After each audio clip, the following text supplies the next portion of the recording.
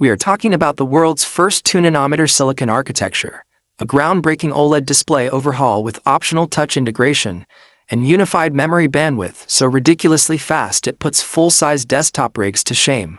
But while tech influencers are getting ready to hype up the raw benchmark scores, almost nobody is talking about the massive shift happening in Apple's product strategy, and why buying the M6 Max on release day might actually be a giant waste of money for your specific workflow.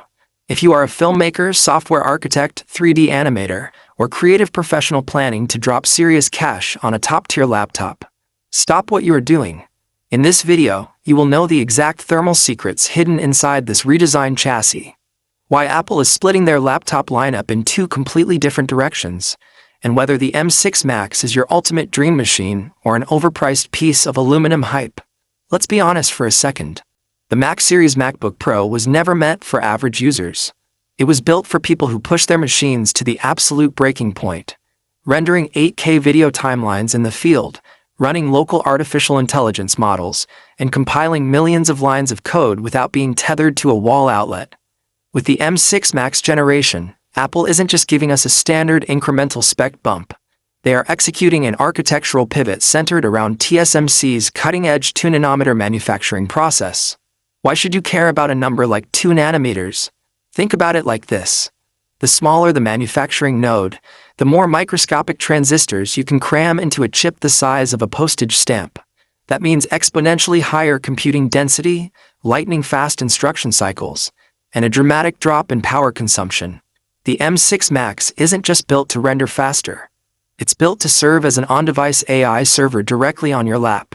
Think about what next-generation artificial intelligence and heavy creative workloads actually demand.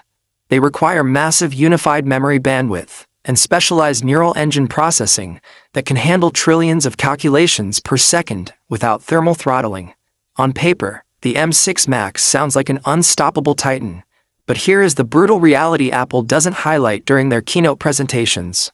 Relentless power creates extreme heat, and extreme heat ruins laptop performance. When you pack that much raw graphical and compute horsepower into a sleek portable enclosure, basic physics kicks in.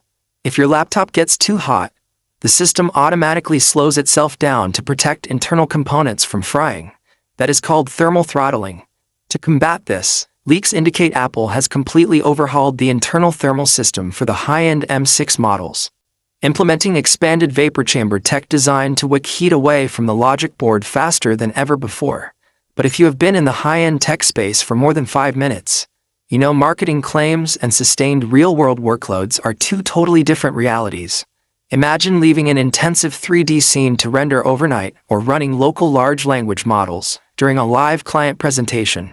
Will the M6 Max maintain its peak clock speeds over hours of sustained load, or will it throttle back to save itself, turning your $4,000 laptop into an expensive paperweight mid-project? The answer lies in how Apple structures their core tiers, and it connects directly to their subtle upsell strategy. Apple are absolute masters of behavioral psychology.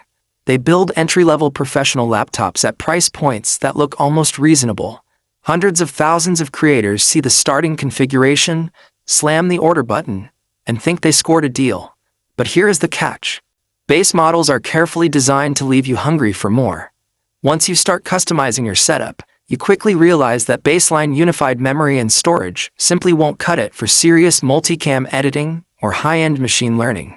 And the second you click those upgrade options for extra memory or expanded internal storage, the price tag skyrockets. By the time you spec out an M6 Max machine that is truly future-proofed for the next 5 years, you have crossed right out of laptop territory and into the price range of a brand new desktop station. How do you avoid taking the bait?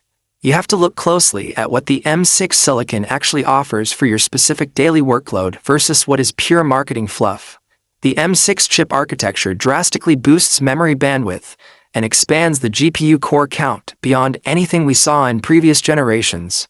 For high-end colorists, VFX artists, and machine learning engineers, these specs sound unbelievable.